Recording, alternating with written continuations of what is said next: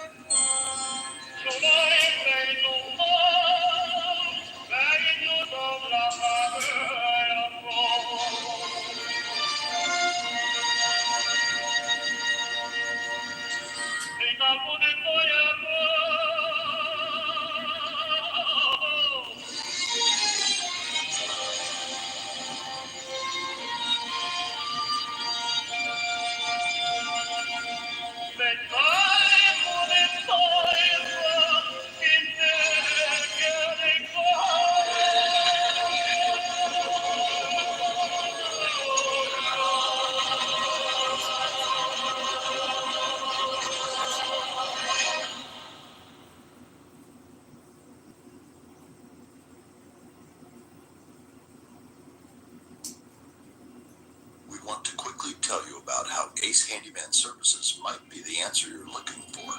Finding someone to do work on your house can be frustrating.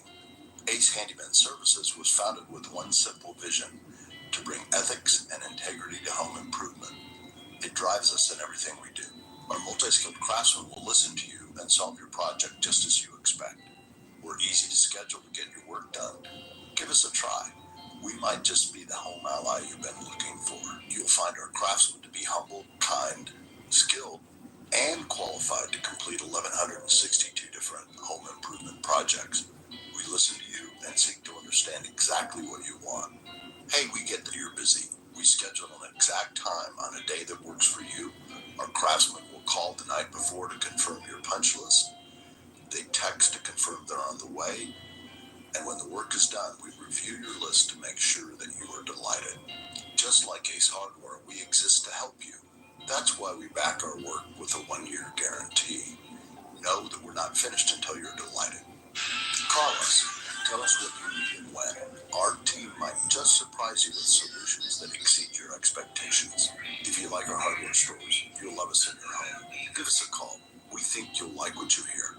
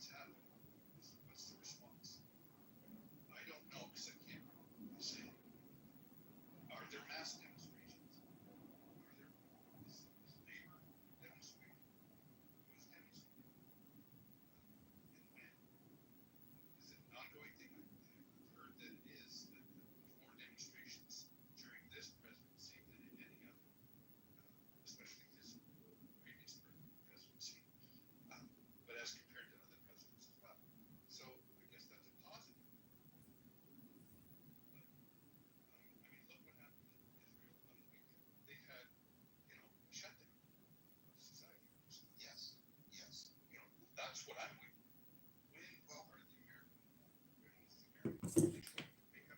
this is how we're going to shut it down, man. I'm going to shut this down. That's exactly why I'm having, I'm not egotistical enough to think that I have one shred of hope of adding anything, but maybe this room is more for my psychological well-being than anything else, and you guys are just my counselors.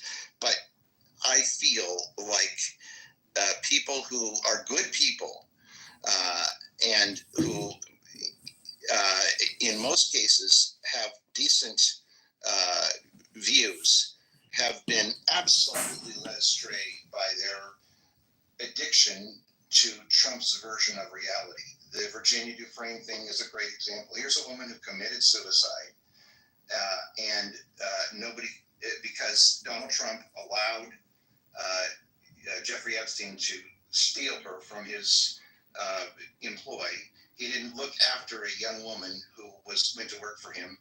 And so she probably trusted him. I remember being a teen and going to work for someone, and I wasn't a young woman, but if one of my daughters went to work for someone, I would think that they were going to have some effort to look after her. But this was a young woman who had no family to look after her.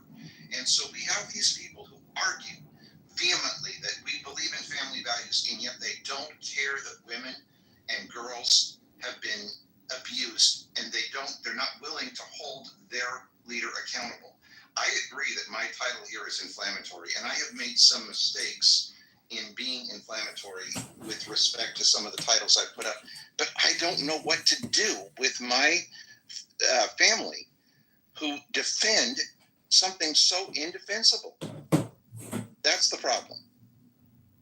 So, Andrew, I like your point, and I'm not a deep history of post World War II Germany, but my understanding is from the reports that I've heard that many Germans could not accept the reality of what Hitler had done. They wanted to deny the reality of it.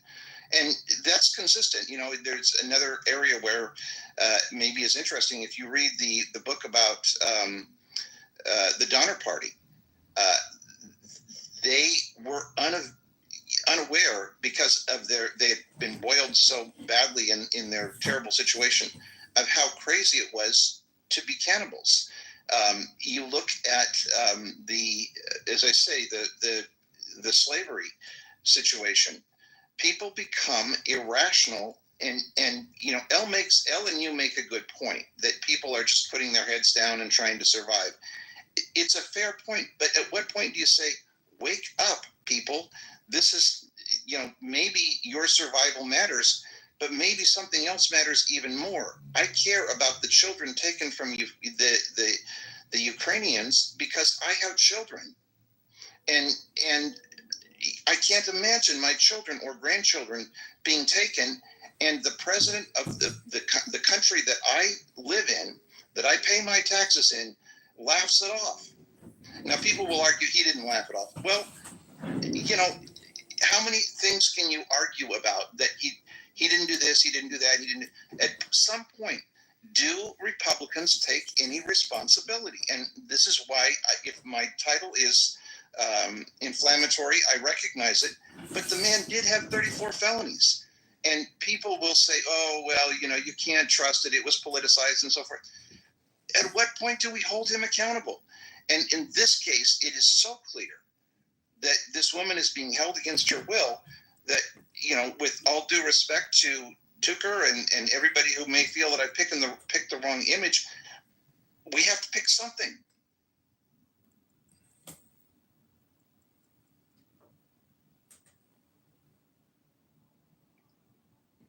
I would be happy to have anyone throw in who wants to. Thanks for having me on your stage. I would tend to side with Rick and Elle. It's honor or Rick. It's more the banality of evil that people in a frightened, stressed state are going to just react at the base of their brain and probably in a self-interested way, which is, I'd rather be a bystander than a person on the train. and self-interest today versus the logic and educated Germans that I know. I mean, America is people who don't care about you or your emotions or your grandchildren or anything else. They care about their bank account, and they've learned that cheating wins in their case. It's not the system that we wanted, but we have to say that our Constitution is vulnerable for the young people to elect a monarch, and we've done that. Yeah. We can talk about Marshall and the history class about the unitary executive. We've been on a slow march. But all of the above. Trump hijacked that party. Some of those people are still there. Many of them are especially in the political class, are still incumbents, and they're still writing the incentives that get them there. But just like Congress people, inside trade. It's a hat. It's not part of our system design. But the same people that are supposed to regulate a democracy are supposed to vote in a democracy. Same people that are supposed to be subject to the courts should honor the court's decisions. But that's broken. So if you've got people who deny facts and deny reality, it's more what's in it with them. Why are they not open to just facts? Facts. Yeah. I want to yield to Yasi, but I just want to add two quick things. One is that I think it is quite truly human nature that we are sort of narcissistic and we're affected by what we feel like affects us directly. And I think that is part of the problem, is we still don't have enough people seeing that they are, and the people who are their neighbors are being affected. But I wanted to say one other thing, which is that when I have these kinds of conversations, and when television first happened, I mean, many years ago, I remember watching Hello? Is this thing working? I think it was maybe Serbia. Hello? I don't remember who was fighting, but I remember thinking, oh, good. Nazi Germany could never happen again, because now we can see it in real time. Because I, of course, grew up as a child going, how did this happen? How could they not know? And I was like, oh, okay, but guess what? I wasn't sitting there watching what was happening in Syria, seeing that they were poisoning their own people, because it didn't affect me. So, we have this beautiful story in our history of Jewish people of what we call the righteous Gentiles or the righteous Christians. I don't know which it is, that when you go to Auschwitz, or when you go to, when you go to Yad Vashem in Israel, which is the memorial to the Holocaust, we honor the righteous Germans who took and hid people. I mean, we know the famous story of Anne Frank. Sure. And so then I have to ask myself the question, would I hide an immigrant who was in danger? Would I, if I was going through the airport and I saw somebody pull aside a brown or black person and be in some way interrogating them, would I stand there or would I walk away? And I think those questions ultimately have to start with ourselves. Elle, you are brilliant. That is exactly why I'm holding this room. I wish I could do more. I wouldn't mind being shot for my country. I wish we had more people here. Steve, I see you here, and I would love to know what you think. Now, before people listen to Steve, he gave one of his sons to this country. So Steve has a right, by virtue of the sacrifice he has made, to have an opinion, even if I disagree with it. Steve, what do you think? Well, yeah, and you talk about the things I've heard discussed here, and I'm not trying to go at anyone specifically because I hear this all the time, but this assumption that somehow everybody that voted Republican is moronic, and everyone that voted Republican somehow is gave believe of their senses to reality and facts. it's much more nuanced and it's much more complicated than that. You can break it down if that's the way you want to see people. I mean, but it's an unrealistic view of why people done what they done and what motivates people. You know, some people can say we've seen policies that was antithetical to everything that we believe in, that everything that we stand for, and we can't go there anymore. For instance, if I was in a department store and a man dressed up like a woman wanted to go in the bathroom after my wife had entered the bathroom, I'd have real issues with that. Now, a lot of people just slough that off and say that's no big deal. But these are components.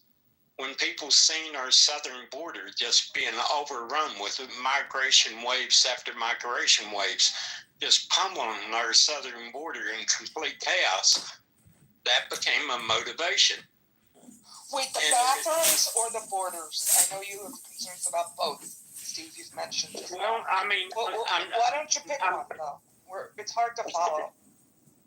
I'm trying to articulate the facets of what may drive someone to vote for or against something. Okay, so Now, but you know, Jane makes a fair point.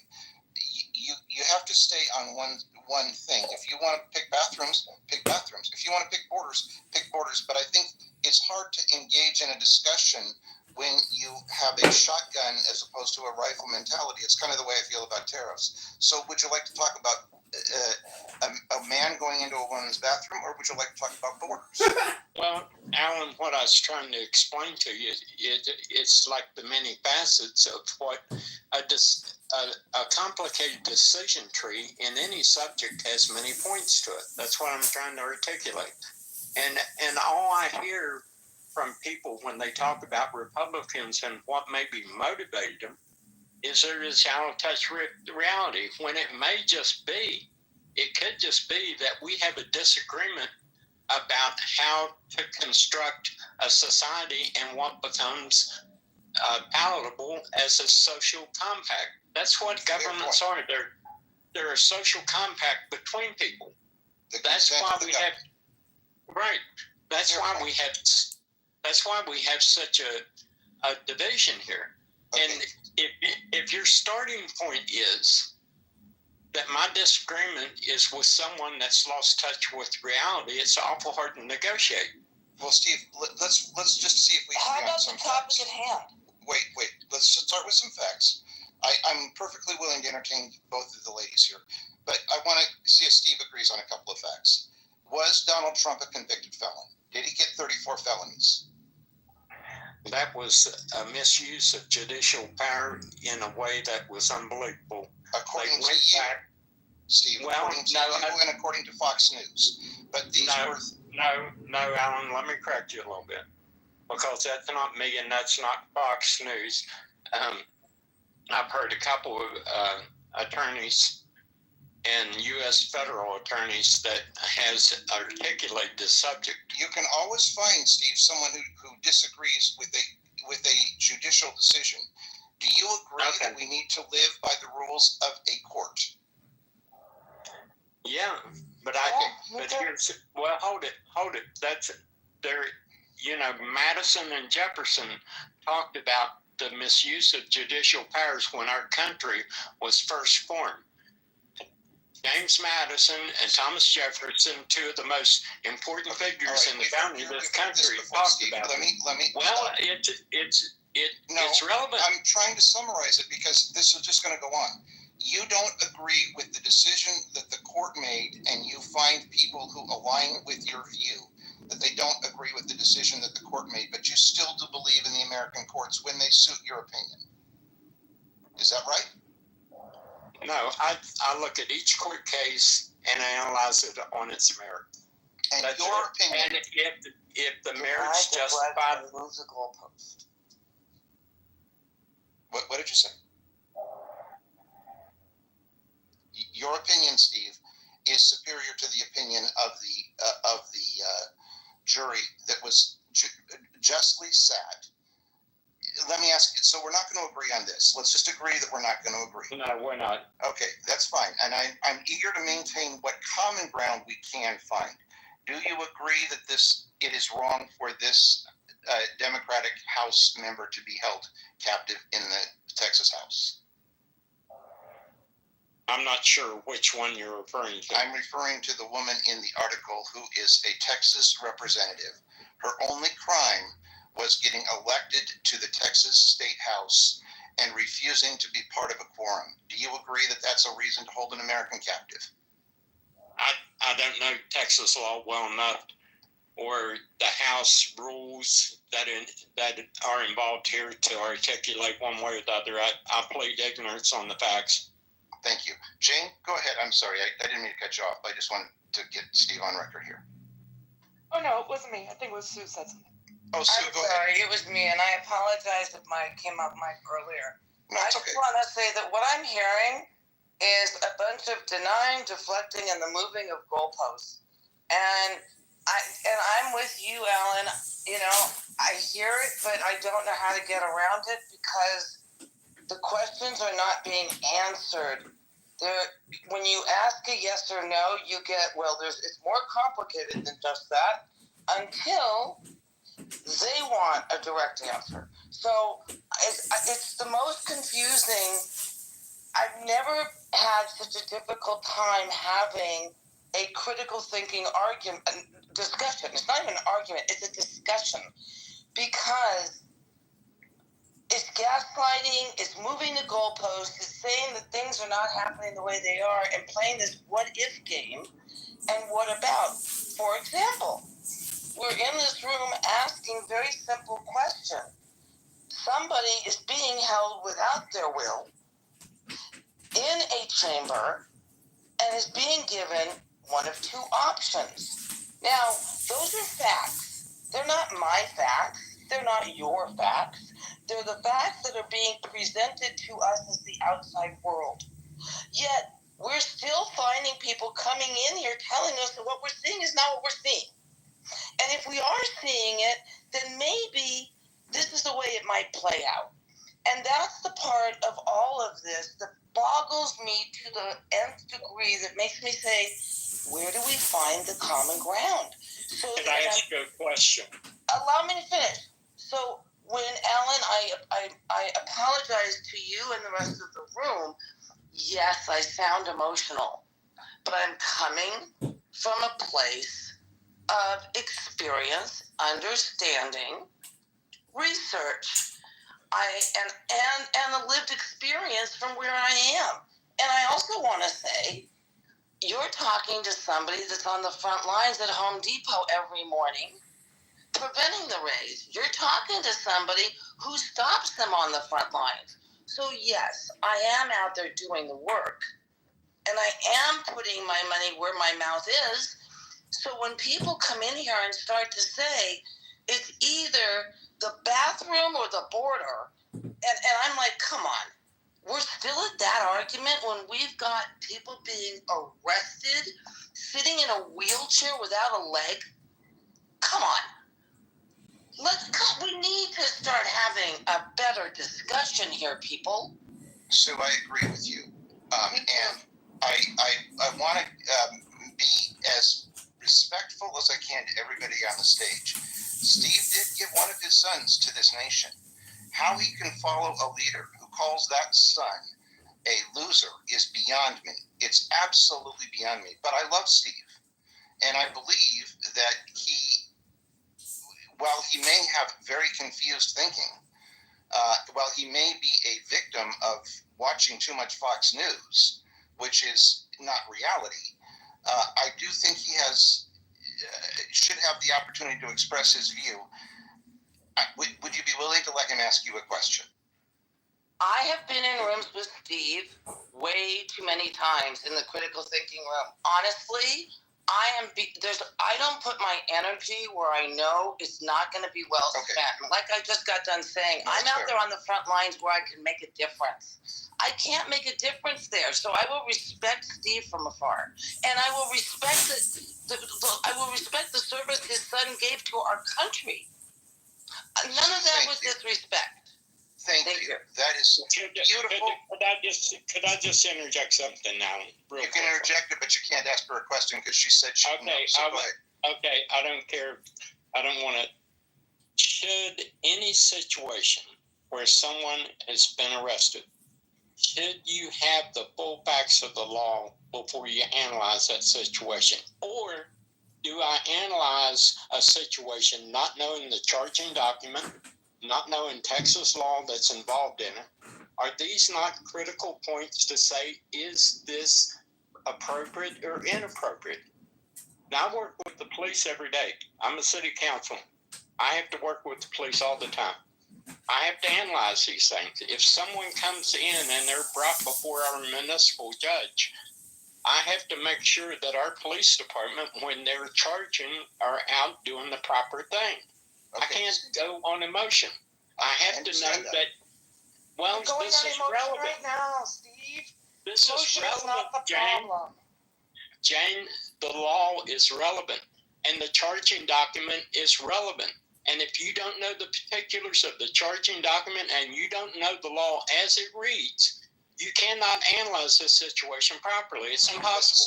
But Steve, you don't really believe in the law because you're willing to let someone with 34 felonies, you support somebody with 34 felonies in spite of the fact that it was found by 12 jurors within our system. So you believe in the law when it's convenient to you, when it reflects your facts. But you basically just said that that was not a legitimate court case. I don't know how you decide that something isn't legitimate, and my view is not as important as yours because you're a city councilman. Maybe. I mean, I think Hanson is worthy. Alan, let me ask you a question. Can I ask you one question? You can ask me a question. The ladies have to be willing to. Let me just ask you this sincere question. Have you ever heard of a jury case where you have 3 different charges and the jury is not instructed that they have to unanimously agree on any charge that they bring back as guilty? Isn't that a function of the jury system? There has to be unanimity. If you have a jury trial and you have one charge that has to be agreed upon and one of the jurors says no, the charge cannot stand. It's a hung jury. So why in this particular case, when the judge sent the jury to debate this, he did not instruct them that when they brought back a decision, it had to be brought back in unanimous agreement on a particular charge? Steve, just a question. Let's just try a different question because I think you are using a very specific to try to defeat a general argument, and I see you do this all the time, and I still love you and I still respect you, but answer this for me. Do you think a man with 34 felonies should ever be president of the United States? Well, no, I don't. Thank you. Let's leave that one there. Leave that one there. The end. That's very good. Thank you, Steve. I really appreciate that answer. Okay, does anyone else want to say something? Yeah, this is John. I'd like to say something. Go ahead, Congressman. Yeah, I mean, if you listen to Steve, he said, the social compact has been broken. And, if you listen to what you're saying and what that film producer says, Michael Moore, Trump's presidency was going to be the biggest FU to the establishment and to the government of all time. So, you're saying that the American people were willing to vote for a criminal with all these felonies and all these charges because they're that upset with their governance, with the government itself. I'm not saying that. You're putting words in my mouth. I'll tell you what. I'm trying to come together with a logical conclusion based on what I'm listening to. Yes, but you just said I'm saying something that I'm not saying. You want to know what I believe happened in the 2024 election? America was unwilling to vote for a black female. It's that simple. The Bradley effect is still alive and well. That's why. It didn't have anything to do with a mandate on immigration. It sure as heck didn't have anything to do with imposing taxes on people illegally. It was a mandate or a function of the Bradley effect. People could not cannot imagine a black woman president. It's that So simple. that's your projection. Steve and I and others That's may my have a opinion. different. It's not a projection. It's an Well, opinion. it's your opinion, but it's still considered a projection. You're projecting your opinion. I am projecting my opinion. You may not agree with my opinion. Hey, can we, before we leave the Texas woman and Steve, can I jump in with something? Please, This feels like a please very do. different conversation. Please do. Yeah, so the idea that we sort of don't know the facts enough to understand what's going on here, like if you work with law enforcement, like you understand like the different evidentiary standards that exist for taking different actions as a law enforcement officer, at least at some level, right? Like you must. So like I don't understand. Sorry, did I cut out for a second? I was getting a call. No, we still have you.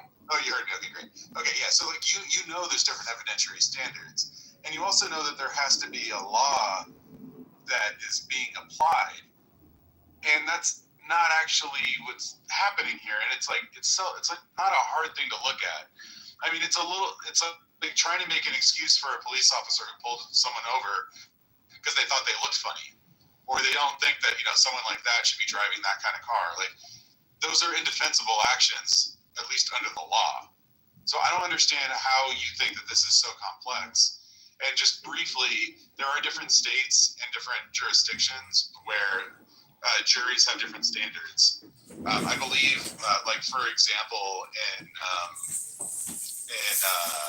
in Louisiana, I'm pretty sure that it's like a 10-2 to get a conviction. Okay, that's hold sort of I'm a little confused. Stop just a second.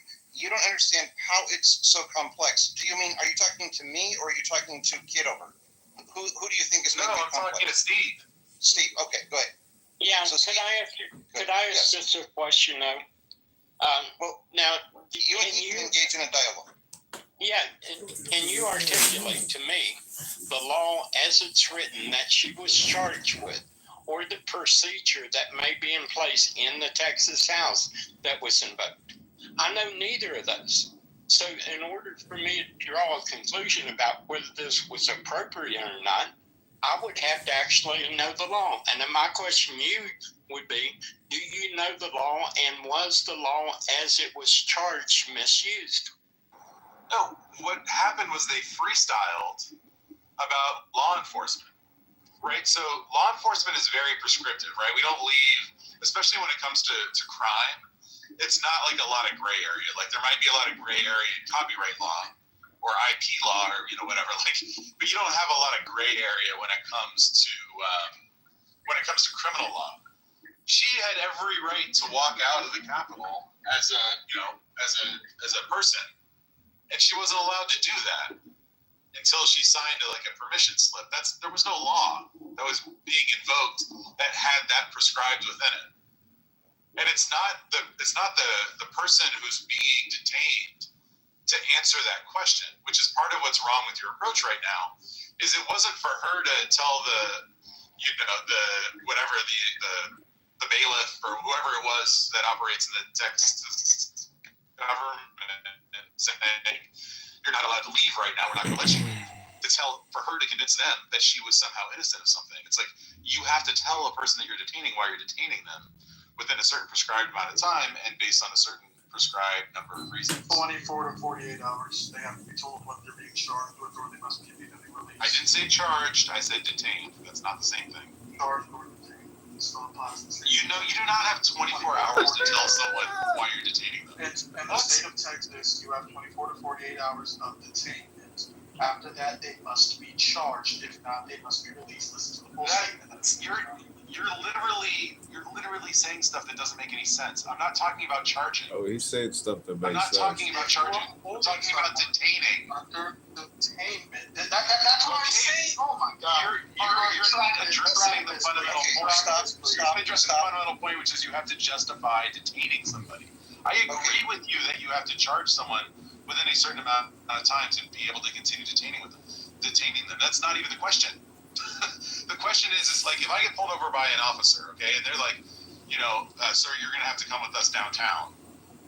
They need to tell me why, which is fine. Like it's not even contentious. It's just like, cool. There's a reason why we're detaining you, and you're going to have to come downtown for the detainment to be released. This isn't like a complicated thing. It's not some sort of gray area. This is very, very established under law. Hey, can we move on, Your Honor? Well, I'd love to get Steve to answer my question instead of other people jumping in with nonsense. Yeah, let's let Steve answer the question, the specific question, and please, people, let these two have their discussion. I will interrupt it when it becomes completely ununderstandable. Okay, so according to what you're saying here, she was getting ready to leave the house floor, and she was accosted trying to leave the house floor, and detained. Because I'm fuzzy on the facts of what happened here. This is the first time I've ever heard it. Is that what you're saying? She was not allowed to leave. I mean, accosted is a charged word, so let's try to stay away from the emotional language. Let's just say so that we can be lawful. She's detained. She wanted to go. They said you can't leave until you sign this, essentially this contract that says that you're going to have a police escort for whatever period of time. I guess for as long as the special session is open is my guess, but I'm not actually in the detail. And she said, I'm not going to sign it. And they said, well, you're not leaving the Capitol until you sign it. And as a matter of principle, Steve, let's just not argue about specific details. As a matter of principle, do you think it is right? No. Let's not even go there yet. Can we go there a second, please? Okay, sure. Let's just stick to do you agree that to detain someone in that manner requires a legal justification? Let's just start there. Well, now, I think that isn't this all tied up with the Democratic caucus breaking quorum and leading to other states? Isn't that what precipitated this? That is definitely implicated, but that's not really the question that I'm asking you. Right? Okay. So if they had said, this is why we're detaining you, and that this is the law that you're breaking, assuming that they had some law that they could claim that with, then sure. But that's not what actually happened here. There was some other standard that was created on the fly. Well, I don't know about legislative matters and the specific application. I think it's not even important. The question is, if she's being detained. I'm going to get to something here. I used to hold a Tier 1 hazmat classification, which meant that I'd been trained and certified to deal with hazmat situations up until January. Well, no, and here's the thing. If I went to a site and they realized I had a hazmat Tier 1 certification and I tried to leave, I could be detained and arrested by the police. Now, does that apply to legislative matters? I don't know. But I do know in my case that they didn't have to have a charge. If they realized I had that certification and there was an emergency going on and I tried to leave the situation with that certification, I could be detained and arrested for not applying my skills in that situation. So, Steve, your point, if I understand it, your point is it should be okay for the Speaker of the House and the Governor of Texas to detain someone because their presence is necessary for a quorum, regardless of what their vote is. Is that your point? Well, it could be, depending on what the agreed standard is in the state of Texas. I've seen this, like if you're a firefighter and someone's injured and you try and walk away without rendering assistance, you can be charged. Well, let's understand, in the U.S. House, in the federal House, you could actually arrest a representative to make a quorum. So it may well be Texas law. If it is, and each legislative body has, just like where I'm a city councilman, we have our own standards and policies, and we have police there at our council meetings, and there are things that will get you arrested. Okay.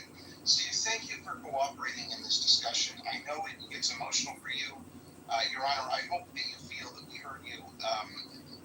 I think we probably carried this one as far as going. I mean, you just completely dodged it. I mean, he's saying that in other situations there's laws that apply, which is like, okay, yes, we all agree that laws exist, and that where they exist, they can be applied. That's his technique. But that's not the question. The question is in this case, there wasn't law that was applied, and she was detained in a fashion that is inappropriate, and he's not addressing any of the details of this particular situation, which is obviously, dodging the question.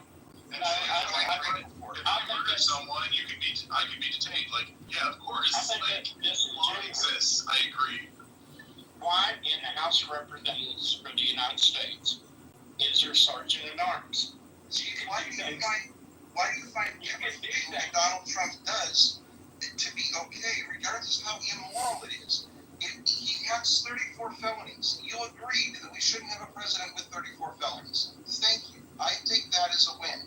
I really take that as a win, and I hope when this idiot is out of office, we can agree as both Democrats and Republicans, we don't ever again want to have someone with 34 felonies.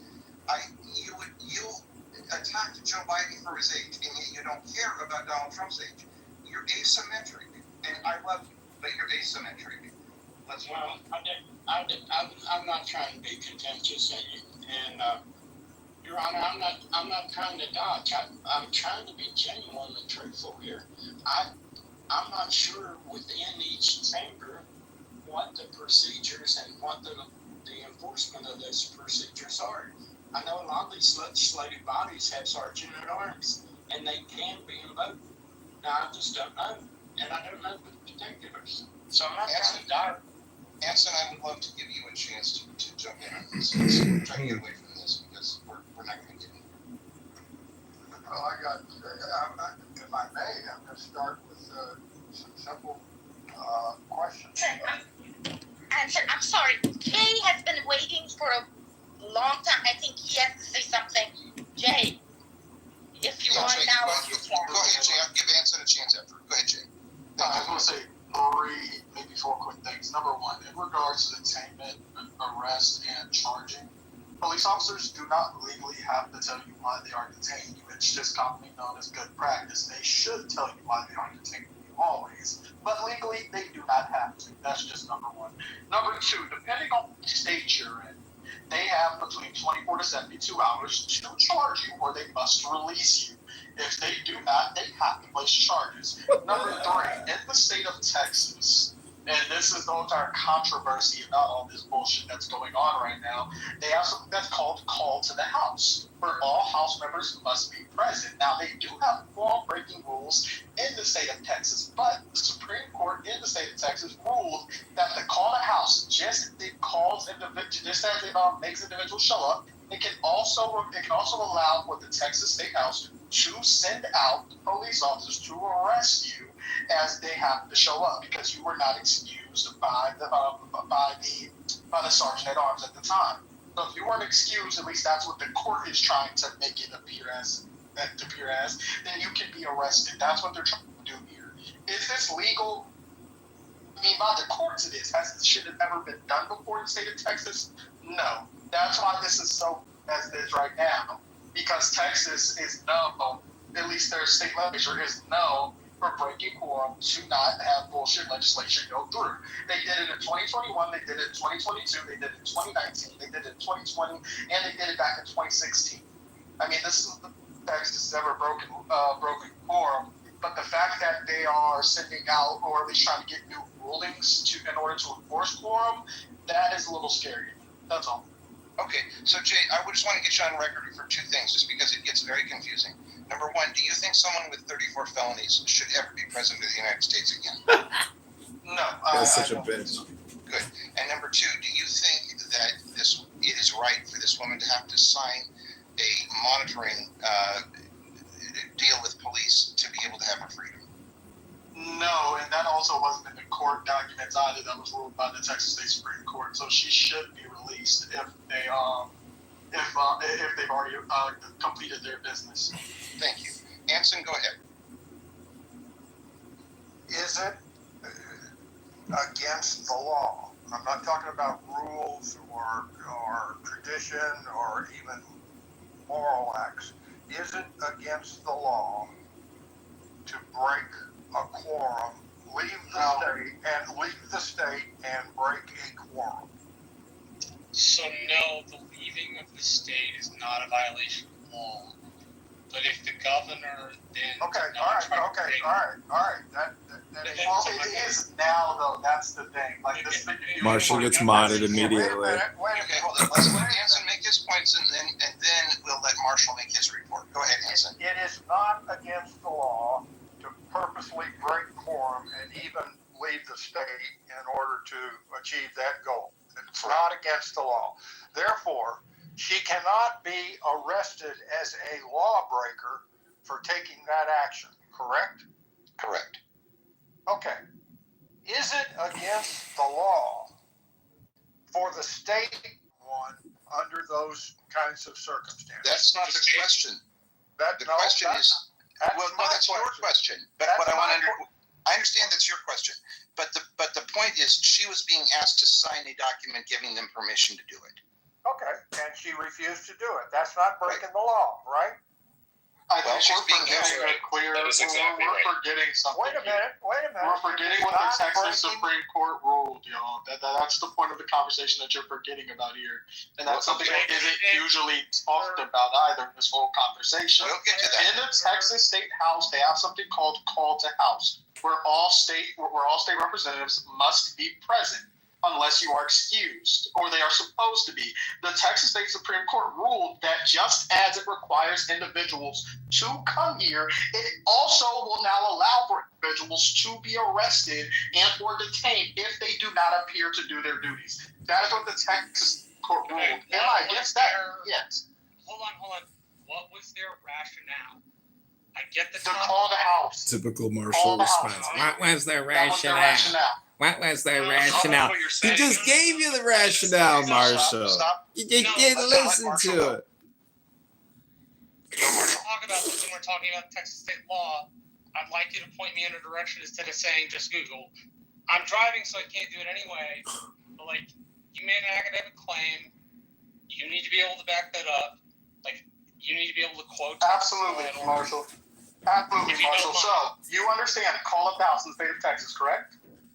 You understand how that works, right, Marshall? Okay, so then, I'm just going to explain it for people that don't. Call up the house in the state of Texas requires all members to stay within chambers unless excused.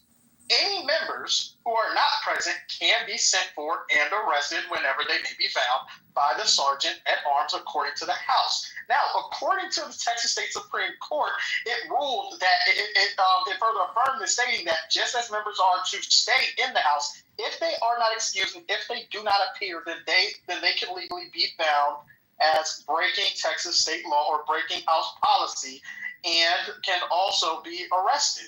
That was what was ruled by the Texas State Supreme Court. Do I agree with it? No. And I'm going to put the ruling in the chat for you all to understand everybody disagrees with this, with what I'm saying. I disagree with the bullshit as well.